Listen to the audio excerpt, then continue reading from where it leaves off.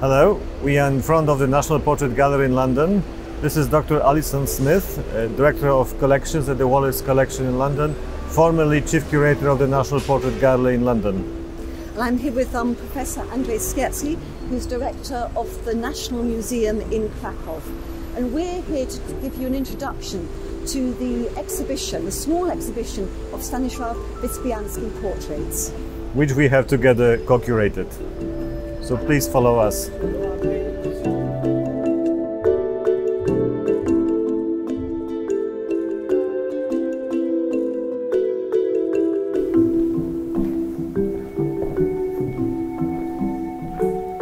So we're standing in the display space of Wyspiański portraits, and you can see how they fall into very distinct groupings. So on this wall here you have a row of men.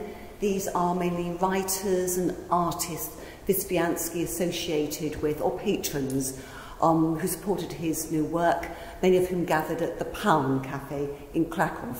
And then on the wall behind us here we have, in the centre, some of the actors who performed in his plays, other people he knew as well. And on this wall here we have the family portraits. These are icons in Polish art.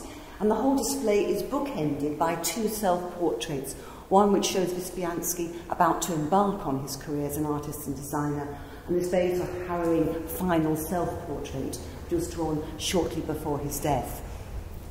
We were fortunate to bring here 16 works from the collection of the National Museum in Kraków, the National Museum in Poznań, and from the private collection of Krzysztof Musiał. These are extremely fragile works because they are executed in pastels. So we had to select the pieces that could travel as far as London, and this is what we were able to show to London public, and we are very happy that we could find such amazing collection of works of Wyspiański that show diversity of his talent. So this is from National Museum in Krakow, so you will know this work very well. It's an early self-portrait, 1890, pencil on paper. I think it's been extracted from one of Wyspiański's sketchbooks. And it's very finely drawn, isn't it, with a hard pencil. And you can see how he's already interested in his own psychology, his sort of feelings and emotions, as well as being very precisely, and it's very beautifully observed in a mirror, isn't it? Exactly, and it's also important to remember that Wyspiański didn't have a particularly happy childhood, so he had to confront the life in a harsh way quite early because his mother died when he was very young, and his father was an artist but he was a troublesome figure. He was raised by aunt and an uncle, so he was facing a troublesome life right from the beginning, and this analysis of a person who has to confront the challenges, this is also visible already in this portrait when he's still very young. And we can also see how talented he was as a draftsman. I think this also then somehow erupts in the portraits that we have around, this talent of drawing with pencil, with pastels. He is especially famous for that, even more than for the oil paints. And it's really interesting in this drawing that you can see this dual aspect of Wyspiański, how he's an artist but also a designer. So you can see this detail of this sort of Russian-style shirt. It's got this wonderful patterning on it. So it shows his sort of thinking about pattern and design, as well as drawing in a very academic way.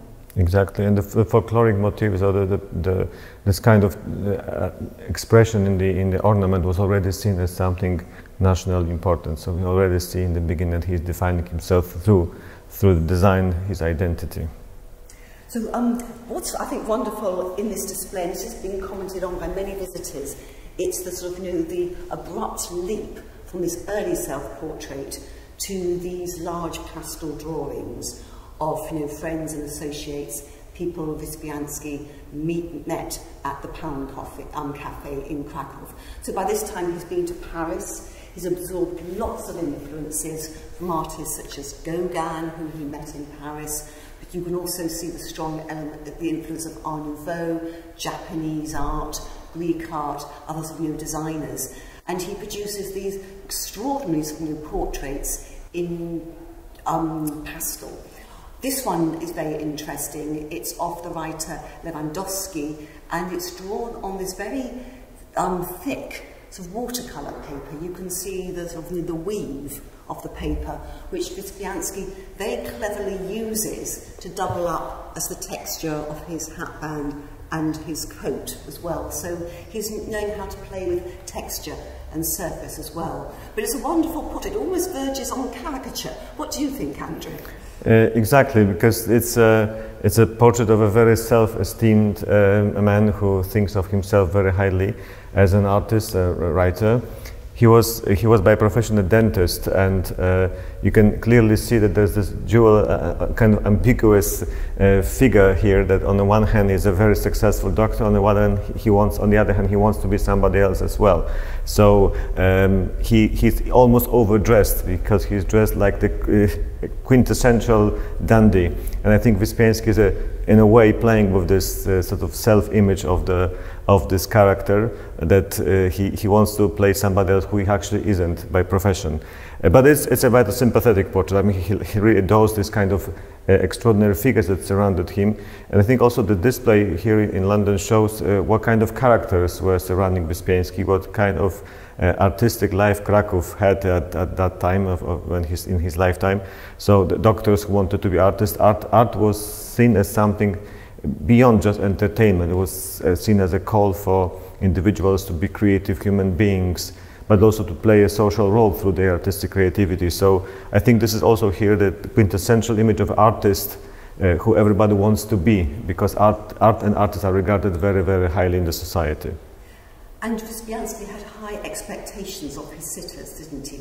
He thought these would be, he called them outstanding personalities, and these were the people who would help champion the cause of Polish independence. And we do know later on he felt a little bit disappointed with some of his sitters.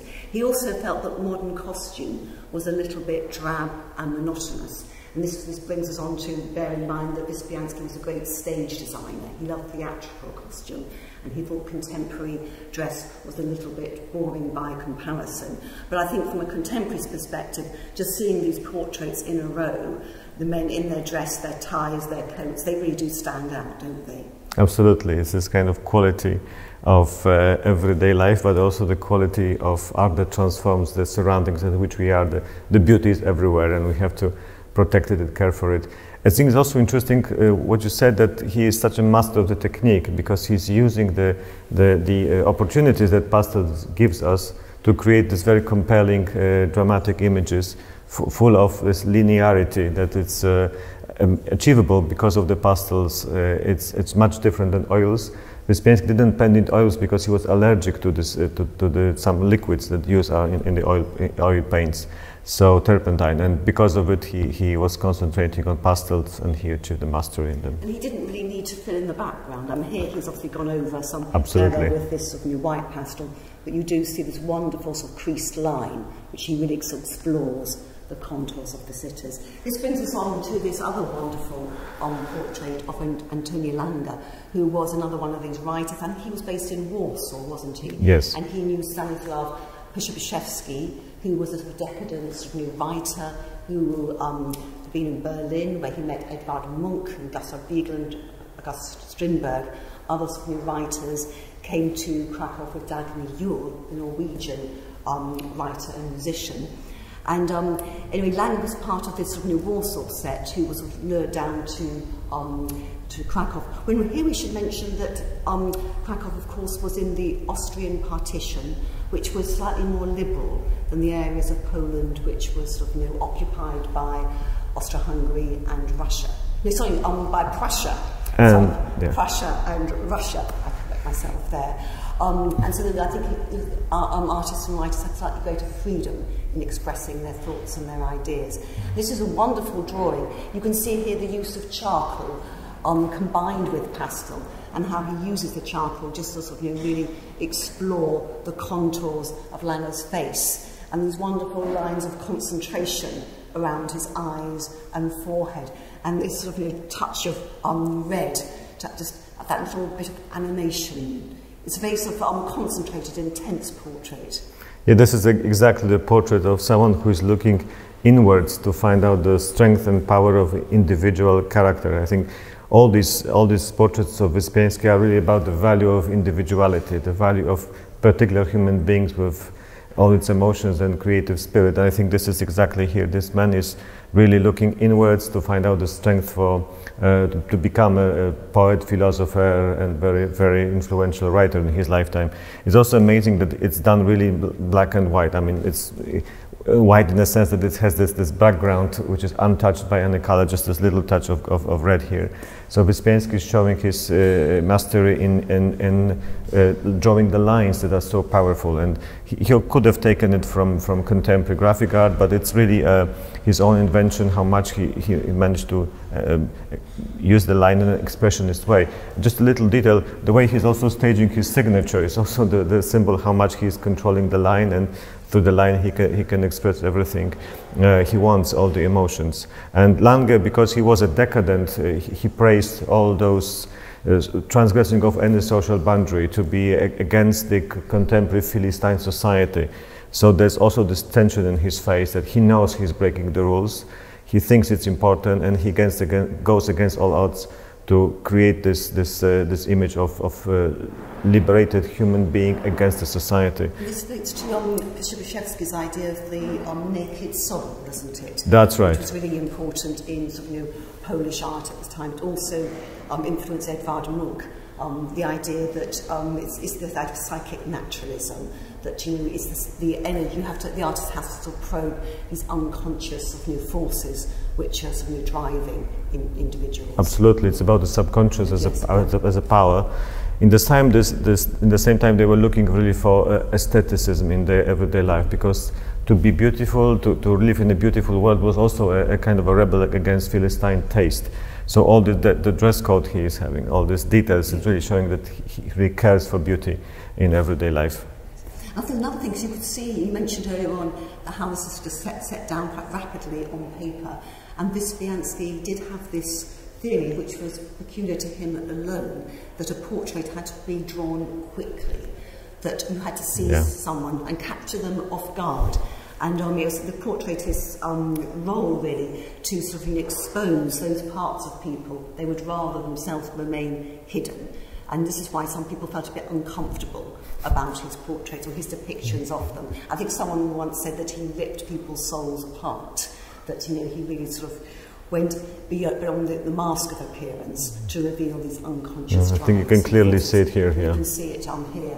In fact, that idea was recorded by this man here, Julian Novak, who was Wyspiański's great supporter and patron. He was the one who commissioned the decorative scheme of the Medical Society in Krakow.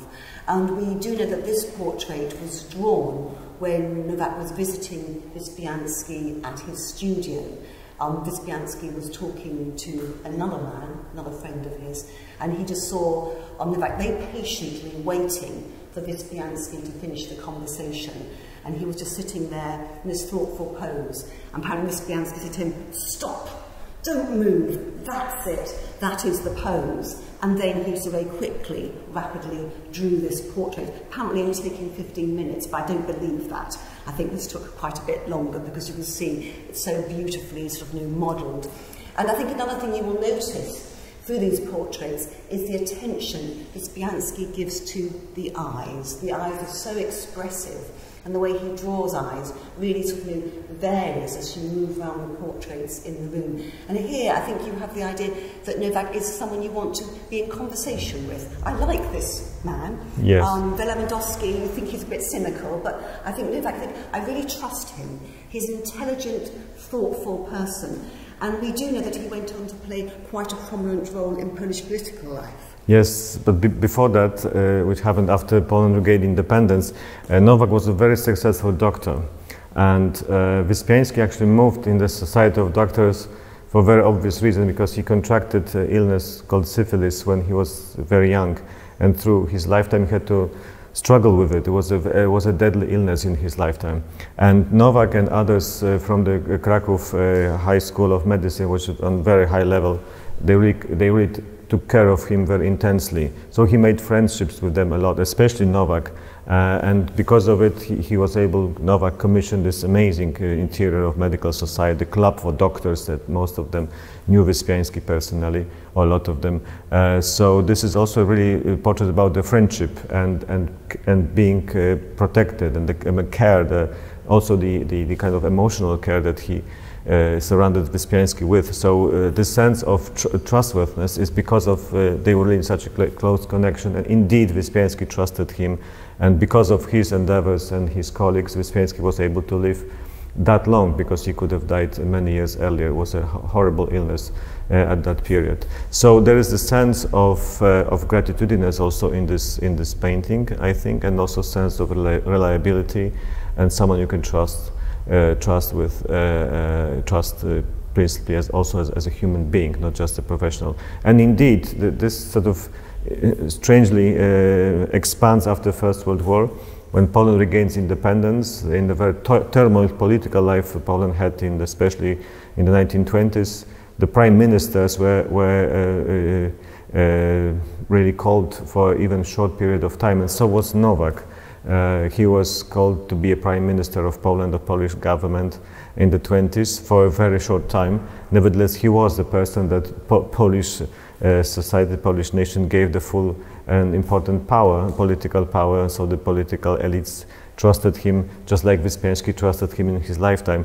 So there is the sense of a really great man who is careful in his judgment, who is reliable, who is a thinker, who wouldn't make a quick decision, someone you can give the highest authority in the country. So I think the sense of dignity also in this portrait is what explains the future career of Nowak as a politician. Yes, I think this is one of Wyspiański's great portraits, and it's dated 1904, and this is the year when Wyspiański was at the peak of his powers as a portraitist. And you can see it's an interesting composition, because even though Nowak is placed centrally, there's a wonderful asymmetry to the composition, and his head is set at a diagonal. So that gives it a sense of movement. You feel this is someone who, you can feel his thought process, that it's not just a static portrait, it has this sort of energy. Indeed. And it's wonderful how Wyspiański just leaves the background completely bare. That takes great confidence to do that. So your attention is really on what's within the contours. And speaking about the eyes, if the previous portrait of Bailange is about inward-looking man who's almost closed his eyes, he's looking upwards. Yes. And that's always a sign in visual language. It's about thinking about something that's beyond the limits on the earth, but not inward. It's not sort of selfish, but it's really about looking for principles around us. It's a traditional representation of saints, for instance. So he takes this look from this visual tradition as well. And that links back to young Poland and its ideals and aspirations. It's about individualism, people understanding themselves, but also looking outwards to the world in general, to Polish culture, history and society, about what brings people together. Indeed. About the future. So there's so much going on in these portraits. This is a wonderful one by Tony Kamieński. I hope I pronounced his name correctly. This is slightly earlier in date, this one, and it's 1900, and you can really see Wyspiański developing this linearity. And I love the way the contours around his eyes. He's really exploring this man's face. And again, you have the focus on the eyes, the concentration, the set mouth and jaw. So this is you get the picture. This is a man who was very sort of determined, very sort of serious. He was an illustrator, wasn't he? That's right. He studied with Wyspiański in Paris. And Wyspiański had great respect for Kamieński, and he drew this in return for a portrait Kamieński made of Wyspiański. So it's a kind of friendship portrait. And I think I'm right in saying it was one of the last portraits he sold. When Wyspiański became ill from syphilis, he had to sell certain works to provide for his wife and his children. And he was quite reluctant to part with this because of the esteem which he held the sitter. But eventually, of course, he did sell it. But it's I think it's just wonderful how the drapery in the background just picks up on the contours of his face and this wonderful gesture. Can you just look at the costume he's wearing, the coat? Can you say something about that? I think the coat has especially this fair detail, and the coat is made of leather, and it definitely is a leather and wool, and it's a reflection on the dress from the area called Podhale, south of Kraków, in Tatra Mountains. A very distinctive folkloric culture of that region, including such dress. And this region was selected by artists at that period to be a source of Polish national identity in material terms, because they thought that this folkloric culture of the Highlanders living in this area preserved the original Polishness in ornament, in construction, but also in dress code and ornamentation. So wearing such a costume would be a reference to the idea of national revival, because that would be considered one of the versions of the national dress. So I think this is what he's trying to say with this dress. In the same time, it was seen as a very provocative gesture against the sort of social elites who wouldn't dress in a peasant way. Obviously, they would dress in the middle class or upper class way. No, this was also an artistic gesture of becoming an artist who is against the ossified structures of the partitioned Poland and its elites. No, he's calling for action, also for liberation of arts, but also the national liberation. So this is the meaning behind it. And that might explain why Wyspiański had a particular attachment to this portrait. It might be something to do with the dress as well as his strong feelings for the sitter. And we should also point out the frame of this drawing as well, because a lot of contemporary drawings tend to have a mount around them and then a frame, but Wyspiański tended to frame his drawings close up, which I think adds to the intensity, doesn't it? The way you feel you're actually encountering. The figure's often placed very close to the picture plane. Obviously. And that forces the spectator into this direct confrontation or encounter with the sitter. Yeah, this is as if it was a photograph, close-up of a photograph, or in the film. If you look closely at this this drawing, you see the way he's adding the touches of different colors around the eyes of this figure, and he's actually even distorting the line of eyes to give him an extra expression in the face of a creative individual, somehow rebellious. He's almost angry, looking at what the world around him, and I think he also is showing that he is really trying to rebel against it.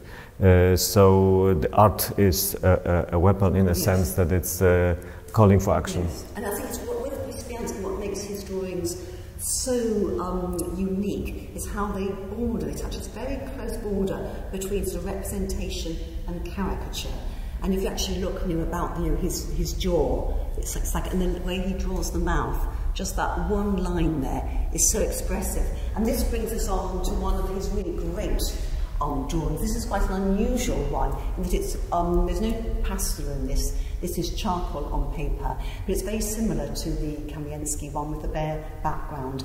And this is of Jerzy Zurowski, I hope I pronounced it correctly, who was, again, another close friend of Wyspiański's, a writer, a playwright too. But he was also unique in that he was one of the first writers of science fiction. And Andrei, perhaps you can say why science fiction was so important in partition Poland. It enabled writers to envision as a kind of utopia, alternative worlds. Absolutely. The science fiction in this societies enslaved or under political control is a way of planning the better future beyond the limits of everyday life. And it's important to remember that in Wyspiański's lifetime, it seemed impossible that Europe would crumble and these three empires that control Poland will ever disappear. They thought that this slavery will last for another hundreds of years.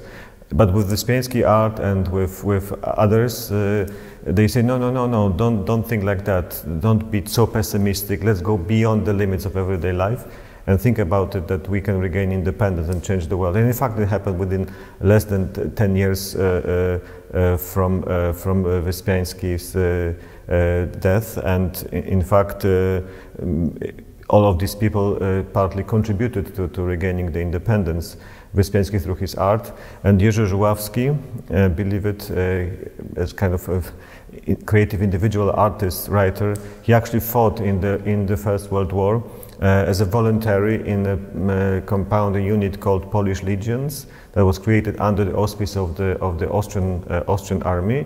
As you rightly said, Austrians were liberal enough to give a certain political autonomy to different nations living in the Austro-Hungarian Empire, and including the national units in the First World War. And in fact, as the war developed, these national units became the germ of the independent Polish armed forces. So Żuławski was actually volunteering to join them, as many other artists in Kraków, even the friends of Wyspiański. So that was the most artistic military unit ever in history of Poland. He tragically died in the trenches of the First World War. Others survived and became very prominent figures in the artistic life and political life of the country after the First World War. But anyway, the science fiction was really about transgressing limits. Traveling to the moon was the subject. Basically, the traveling in space, all the discoveries. What can we do on the Earth? Where we can get? What can we discover? The science fiction was also a force of liberation. And this is a wonderful drawing, because as I mentioned, this is all in charcoal. And I think he's using the charcoal here to use the comparison with the Kamienski is very interesting, because you've still got the contour lines, but here he's just able to use his hand to rub into the charcoal. So you get these wonderful modulations. And I think related to the fact that he was a writer of science fiction, let's come back to the eyes, because here the eyes are looking up and away. He's looking towards the moon. He's looking towards these alternative worlds. So you can see this man is a visionary. There's something very compelling about his character. And I love the way Wyspiański he does this a lot in his portraits, these stray hairs, which again is someone, the unruffled appearance is someone who's more concerned with their sort of thoughts than their appearance. And the way he's drawn the mouth, I think this is one of the most astonishing mouths ever. And the way he has used just this line of very sharp charcoal and then these modulations and highlights. It's so expressive. A lot of people look at this and say, what a good-looking man. He's very, very handsome. It's been wonderful to sit down and talk to him. And we know that he was very attractive to women, wasn't he? He had a relationship with Irina Solska, who we'll confront, or we'll meet a bit further on in this conversation. But there's something very, very attractive about Żuławski's personality. Indeed, and it's this sort of look could stand the test of time and can be a fashion model much later in 1960s or perhaps even today. So indeed he is also selecting his sitters because of their physical beauty that interests him. They are not only amazing creative individuals, but also there is a sense of dignity and beauty in their looks. So that's why he especially painted this. I think this is also why he selected the charcoal, because it allows you to give it a kind of almost like sculpture-like dignity. He's with the way the cheeks and the forehead are really drawn in a way that to give him a statuette or a statue-like character. I love the way you've got these lines of charcoal just sweeping upwards. It's almost like it's to shoot up towards the moon. That's right. That's right. That's right. Into the composition as well.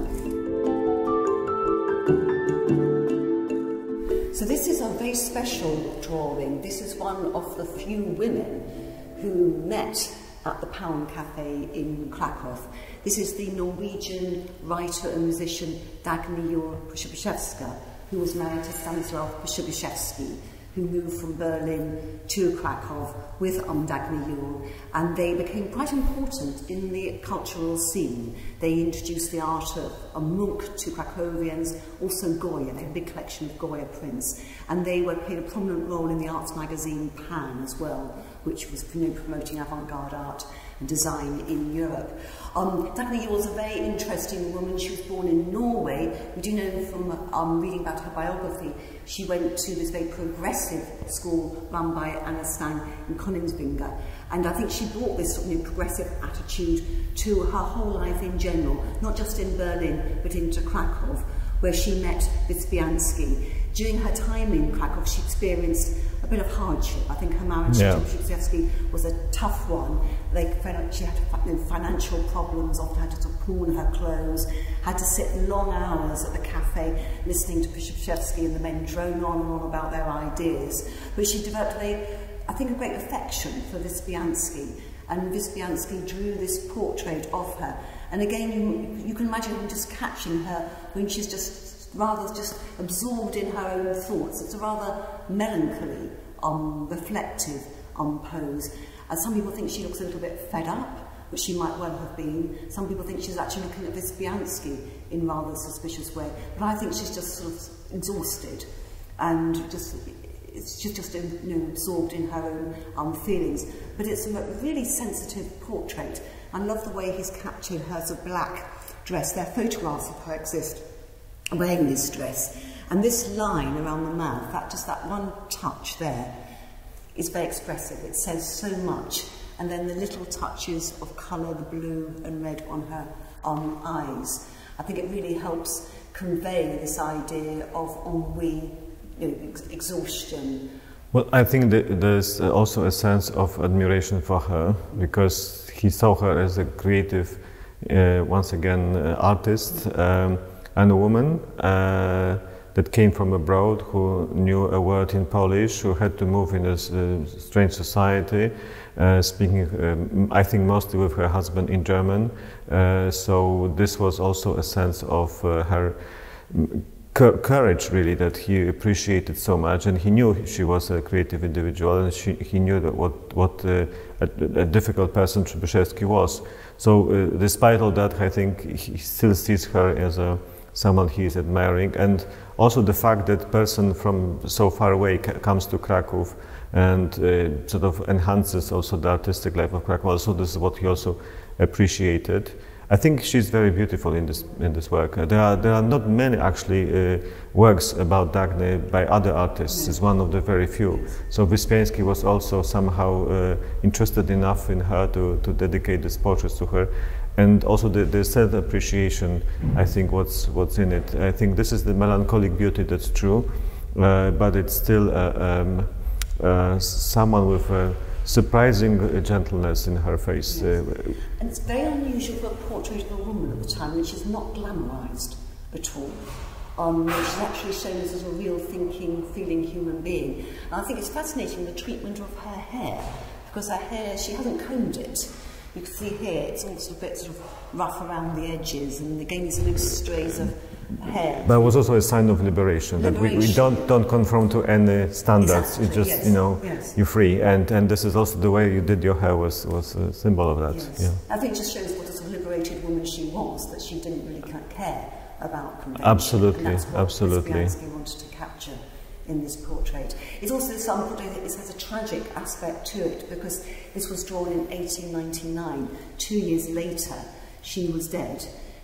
After her relationship with Szczerski fell apart, she went to Georgia, to Tbilisi, with another man who shot her and then killed himself. Why? We don't know. Yeah, but he was probably. Again, it was a question of mental health, that people at this stage in Europe were really much interested in psychoanalysis for good reason, because there was a lot of tensions, cultural, social tensions in Europe at that period, and a lot of artists were really going beyond this mental capacity to live normal life. I mean, standard life, and it either could be a creative life of artists or could be a tragic, and unfortunately in her case it was the latter. Still, she's rediscovered now in Norway also as an important artist on her own. Exactly. And I think this is also showing how much Wyspiański, although we regard him for good reason as a Krakowian, he is also this international artist with many connections to Paris, to Norway, to Vienna, to Berlin. So that's fascinating also about the story behind this painting, this drawing. Yes. Let's look at some other of the women who were represented by Wyspiański. Now this portrait of Irina Solska is probably one of his most famous portraits. When you come into this display, it's one of the works which you see, in which you enter, and people find this just so hypnotising. They are drawn to it. This woman is an actor, Irina Solska, who was a great interpreter of Shakespeare. So this is a nice connection with British art and culture. And she was renowned for her very distinctive pre-Raphaelite looks. So you see she's got this wonderful red hair on pale face. And Wyspiański found her rather sort of captivating, and he shows her in this sort of Medusa-like pose, because again it's her eyes looking directly at us. And she was someone who was quite sort of nervy and energetic, one gets the feeling. And when she was talking, she had this habit of sort of putting her hand behind her neck and throwing out her hair. And Wyspiański also was observing her. And this is something else about Wyspiański, how he really observed people's expressions and their gestures. You know, this sort of gesture with the hands is something which helped define her personality. And she's shown wearing this loose Japanese style gown with these wonderful, this reminds me of the stained glass designs by Wyspiański. Absolutely, absolutely. These patterns and contour lines which stand for the lead lines you have in stained glass. So then it's very decorative, and here we can see the influence of the Pont-Aven artists, of Gauguin, the English Pre-Raphaelites. But at the same time, you do have the wonderful sort of creased, exploratory Wyspiański line, which really sort of, you know, helps define her sort of psychic energy, and little touches of pastel, such as the gold on her forehead, which really helps, you know, animate this her character. And there are slight distortions also in her face. It's not exactly the rendering of photographic, it is slightly moved. I mean, again, once the eyeline, the eyebrows, there is sort of a little bit distorted, it's just tiny bit. And that gives us a special expression to the face, that it's not just a representation, it's really about the emotions hidden behind. And you very rightly said that this is stained glass window, almost the way that he is drawing this gown she's wearing. And it might be, in this case, worth to mention that Wyspiański was fascinated with medieval art, and he loved especially the expressions of the late Gothic sculpture and also stained glass windows. So some of these paintings, some of the drawings around us, and also here, you can see this this transgressing of the limits of earthly life, taken or inspired by the late Gothic, late medieval art. And that's why he also picked up so much on stained glass windows, because he thought that this is the work that was around Europe at that time very popular, but for him was important because it could express the power of spirituality. And I think this is also the word that has to be mentioned here, that he really looked for spiritual in everyday life. And she is exactly this figure that can represent the emotions and the spirits of the characters she is performing in her theater plays. She was, it must be emphasized that she was also a public figure. I mean, Solska was seen as not just an actress who is doing entertainment work. No, wherever she appeared, whatever she said was regarded highly as a voice of a not only liberated woman, but basically of the new society. So the very fact that she is also appearing here in a very sort of loose way, it also stands for her importance as someone who speaks freely for the society. You can also see the influence of medieval sculpture in her. That's right. Her face. It's like it's carved out of ivory. But at the same time, Wyspiański, being a great interpreter of the classics, of Greek mythology, you do feel she has this Medusa-like gaze in her eyes. It's very, very penetrating. She's looking into your soul, from her soul into your soul. And that's what makes this such an, I think, an icon. Absolutely, and that's why it's on the cover of the book. That's the cover of the catalogue. Now this, when I first saw this portrait at your museum, Andrea, I thought it was well startling, but she looked a bit grumpy. Yes.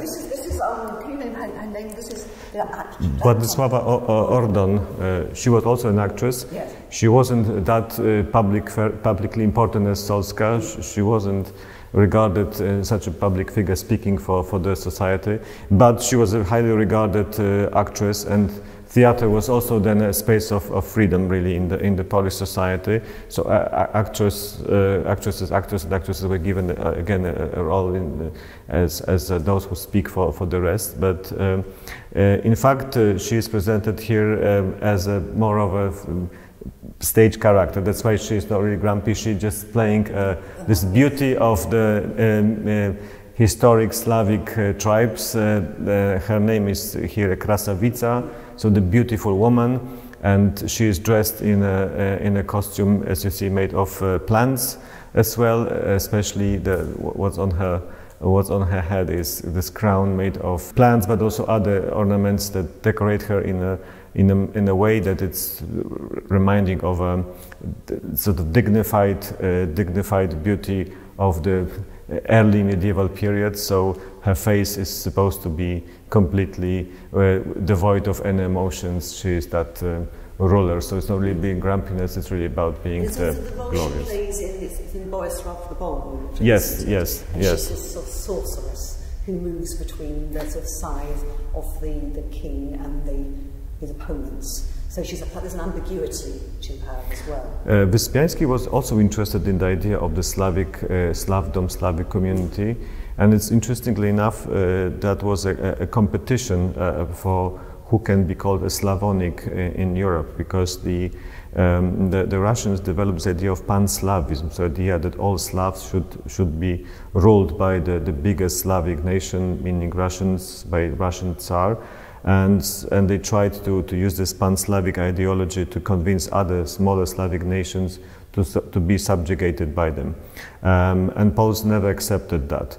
So the idea to somehow reclaim the Slavic identity and the Slavic heritage for Poles as Western Slavs, different from the Eastern Slavs, the Russians, was also an important gesture, because culturally the Slavs are similar, but you would think, but if you look closer at our histories, they are worlds apart.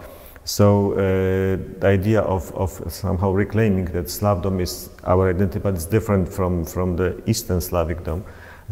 This is also the reason why the Slavic legends became very important at that period in Poland, the Polish version of it. That's interesting. So we do know that Wyspiański did a lot of research into the costume worn by Katowicka, looking in that local libraries. Yes, and yes. At the same time, there's something quite international about this. It has this sort of Art Nouveau look, and I think the costume was also influenced by Botticelli, who was a Renaissance artist. Absolutely. Wyspiański really admired, and this is based on the figures in Primavera, which you see in these sort of lotuses here and these other sort of entangled plants. And it's wonderful how her hair sort of emerges with them. It also tells us about how Wyspiański drew his portraits, because this, it's the case with a few other of the portraits he drew in relation to Boleslav the Bold. He used 2 bits of joined paper. So you see here his ambitions for his portraits. It wasn't enough to work on one single sheet, and obviously the paper maybe was difficult to get hold of in Krakow under partition, but he sort of joined 2 pieces together. And you can imagine him sort of building up the composition going outwards as well.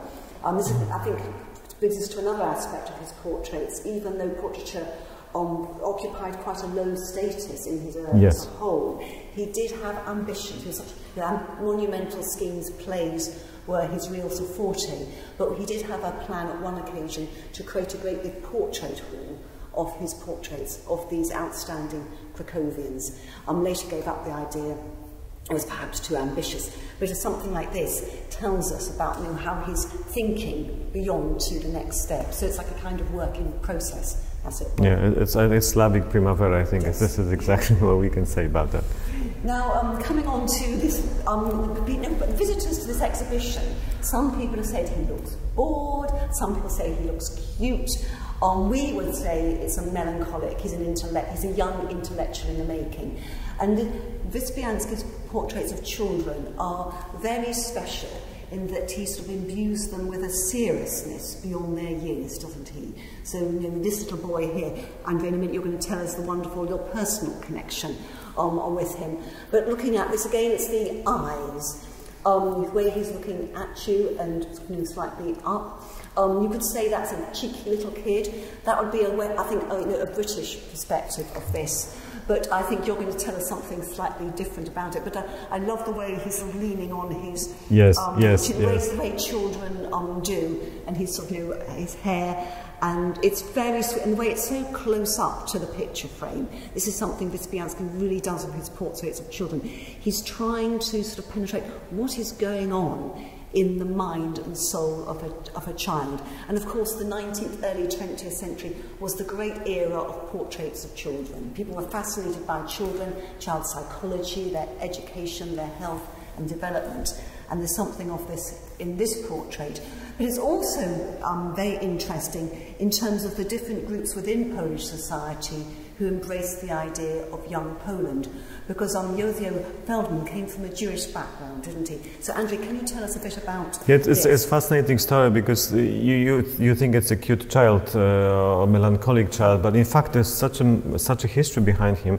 He came from a family his father was Wilhelm Feldman, who was a Hasidic Jew who broke away from the Hasidic circles in what was then part of the Austrian Empire, and he decided that he wants to be Jewish Polish, that he wants to join the Polish culture, he wants to feel as a member of Polish nation, different from the Hasidic Jews who lived in secluded communities and preserved their own very special identity.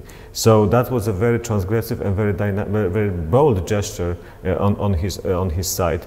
And Feldman, so he starts to speak Polish only, he starts and becomes immediately a very important literary critic, a very creative individual. He establishes one of the most influential journals in Polish literary criticism. And his children and his family are also becoming this Polish-Jewish community members.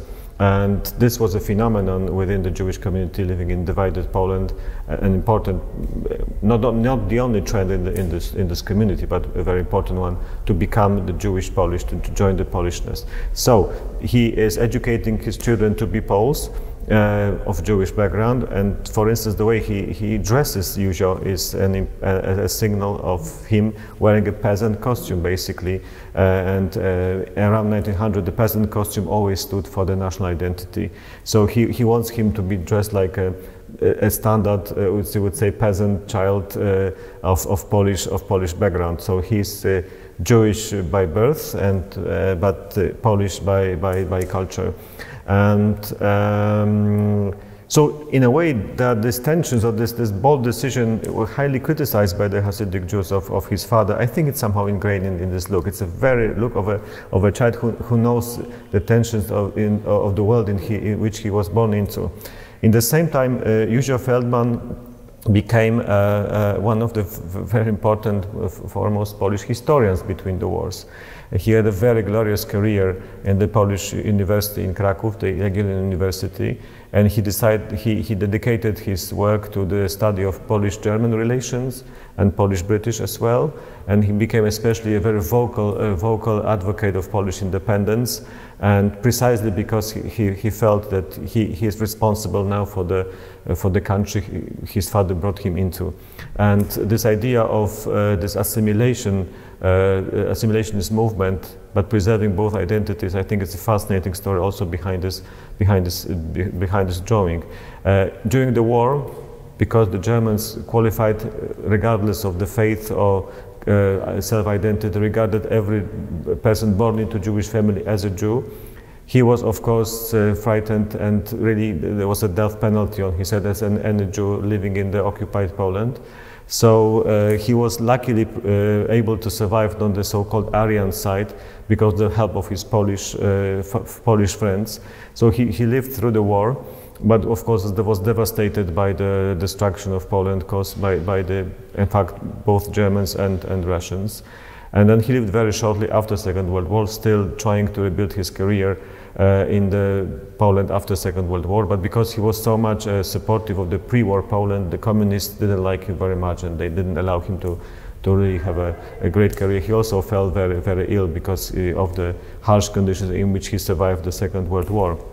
Nevertheless, this comes to this private history of mine that I will always appreciate the fact that and cherish this, that Józef Feldman, Professor Józef Feldman, was actually external reviewer of my grandfather PhD. My grandfather was from the city Lviv in western Ukraine, who had to leave the city because of the border changed between Poland and Soviet Union, and the city became part of the Soviet Union. So most of the Polish population was transferred into present-day Poland, cities like Kraków or Wrocław.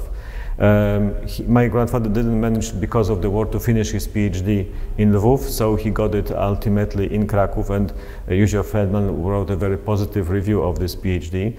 So we learned it only very recently about it, and somehow this figure looking into the future, somehow is looking also into my family history, and we'll always be thankful for his review. He's somehow rediscovered now also as a historian, because he was very insightful writings about Polish-German relations. So this is him. About Polish Anglo relations as well. That's right. So an interesting connection with this country. But also, this work was known in Britain because it was reproduced in the studio.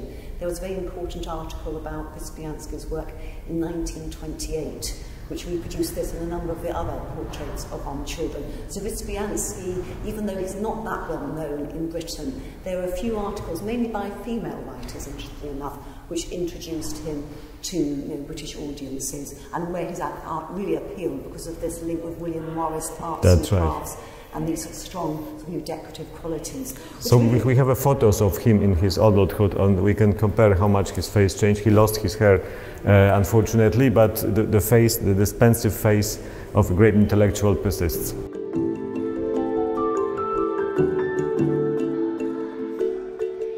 So the exhibition concludes with a wonderful wall of portraits of Wyspiański's wife and family.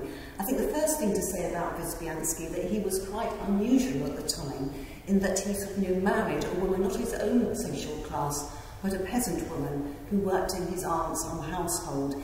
This was quite controversial at the time, but there were a number of other artist friends of his who did the same. I think the idea was, it was partly ideological, that all the elements of Polish society should come together in striving for independence. So Wyspiański really wanted to embrace the culture of the peasant population.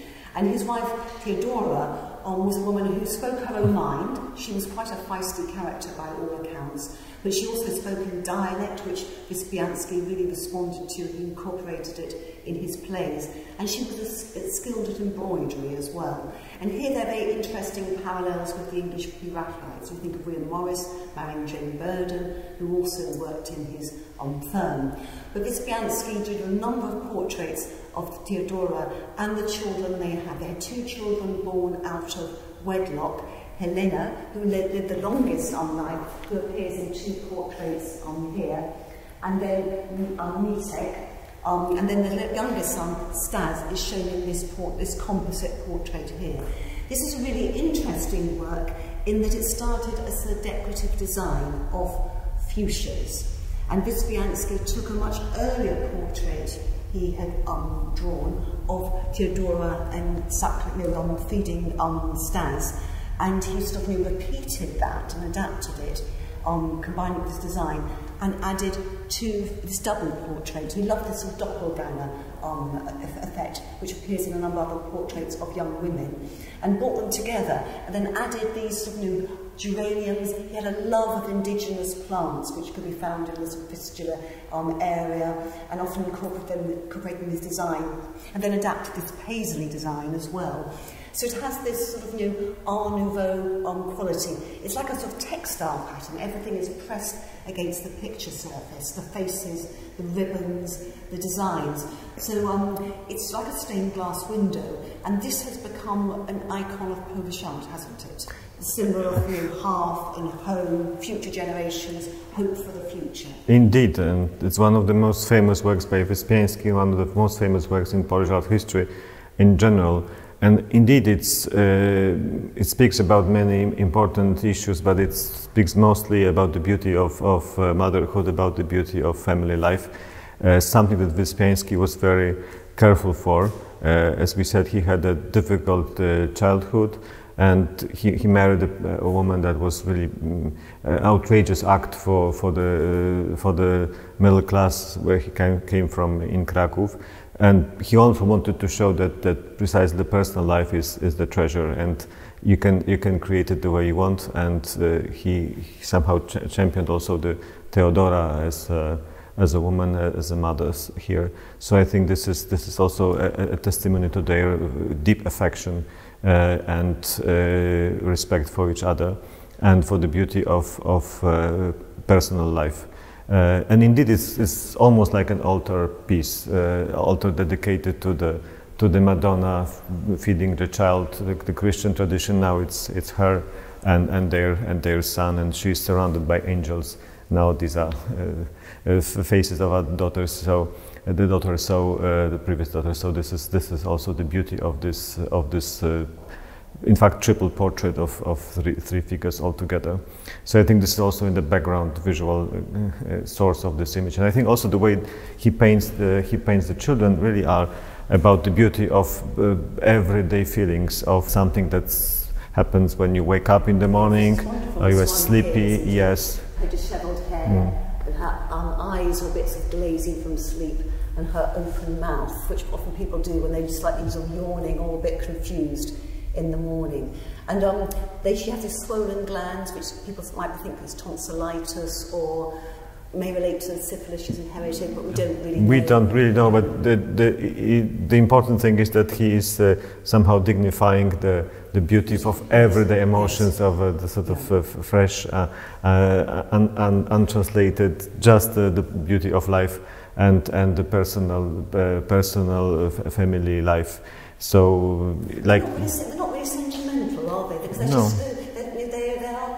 They are wonderful child portraits, but he's really sort of entering the child's world. He's really sort of studying children as sort of someone, a human being, but different, a human being who's different. Yeah. Who's big, like here. She's sort of looks like boring, but in fact she's as if she's discovering with this gesture of yes. finger touching this vase. She's discovering the new world that she wants to somehow knew of, control, interpret. This is the essential gesture of discovery, to touch yes, something. It's the child philosopher, and how he adopts the child's eye perspective as well. So you feel she's not tall enough to reach out and pick up the junk, but she's intrigued by it. And I think the way she's just leaning on the table, and you just see her face and her arms. He cuts off her body. It's really, it's been quite daring in terms of... Yeah, she's emerging from beneath and to go into the new world. It's very mysterious, this reflection of her hand in the table. It's this technical mastery, the way you do it, and you have to be a master of technique, and so this is what here. There's also, again, this sort of spiritual quality to these portraits of these, the young, again, the thinkers, young philosophers. Absolutely. This wonderful study. Another example where the child is close up against the picture painting. This is Mitek in Wyspiański's studios, leaning on a desk, going deep in thought, and the wonderful way he does this line across his mouth. It joins his mouth with his cheeks. It shows, you can understand the feelings of that child. He might be a little bit cross, a little bit upset about something. But you do feel, as within the portraits of the adults we were looking at, this sort of concentration in the head. Indeed, and it's this idea of child who is already a person, who has his own emotions and feelings. It's important here, but also I think the fact that Wyspiański knew that these children were born in the new century, the century that was to bring a lot of questions and a lot of dramatic issues, and I think it's almost like this child is getting ready for some significant, really important decisions he will have to face and make, and the challenges. There's some kind of prophetic in a way that they are thinking about something really big that's going to happen. And beginning of the 20th century brings also a new political tensions within the Polish society, the divided Poland. 1905 we have 1904, 1905 we have tensions. Once again, the idea of independence is being discussed, debated. There are some political movements, the new parties are created, the socialists are becoming a very forceful character. Also the peasant movement is becoming important. You would think that aristocracy is losing its grip on the society.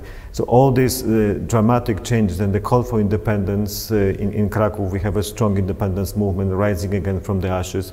So in a way, he knows that this generation will face a very difficult challenges, and they kind of, as if he was, trying to say, yes, he is already the one who will be responsible for the decisions in the future, so let's think about them already now. So he's somehow showing that his children will face a very challenging future. This is recognition of that responsibility, yeah. the weight on their shoulders, but also the hope in the future. In fact, it was very sad for Wojtek because he had to fight in the First World War and then in the Polish-Soviet War, where he died in Russia, you know, somewhere, I don't know. Yeah, but he became, exactly, it was also a question of life and death, really, because the generation was facing the issue of a war, the World War, and the fight for Polish independence. So it's not, you know, on one hand, it's a happy childhood, on the other hand, it's a childhood that's already preparing these individuals for major changes in the world. This on to this incredible portrait of Theodore, who was Wyspiański's adopted son from an earlier relationship Theodora had with another man. So he was the oldest of the children. And this is a rather frightening portrait which shows Theodore, who's shown in another sketch which exists by Wyspiański, with his hands up to his mouth. So it's obviously a sort of nervous gesture the boy had, but you can see his eyes just staring out of the picture into an unknown future. And Wyspiański very cleverly has drawn an analogy between the boy's sort of skinny, bony fingers and the sort of skeletal forms of the pistols laid out on the table. And as with that portrait of Helenica with the vase and the reflection of her hands on the table, you've got the reflections of the pistols. And it's all produced in these shades of browns and greens, which give it rather an eerie quality, with his just face and hands illuminated. And so I think of this in your spectator's mind as what lies in future for this young man. And indeed, it was rather tragic, wasn't it? Yes, he had difficult life also, and he also with his mental health was very much affected by the life he had and also by the military services. And in fact, he looks scary here. He looks frightened. He looks as if he knew he was going to face some unknown, unpredicted, but difficult future. And these pistols are really amazing because they just don't appear. In principle, in other works by Wyspiański, in principle, he has no really military inclinations. He wouldn't present, you know, the military leaders or revolutionary leaders who would stay in the artistic world. So the symbol of death here and the fight are really absolutely unexpected. And this gives this portrait this airy look. In fact, it was the least known of the portraits he did in art history. The art historians mostly studied the previous ones, which are somehow fit into the broader scheme of Wyspiański work. But this one is unique. I think he still needs an interpretation because these are quite particular pistols, because they are not really only military pistols. They were pistols used for private purposes. They were not, you know, used on the battlefield. So these pistols, we wonder where they came from, and why Wyspiański, in fact, even had them. Also, to carry on a pistol was at that stage already a sign of being a revolutionary anarchist.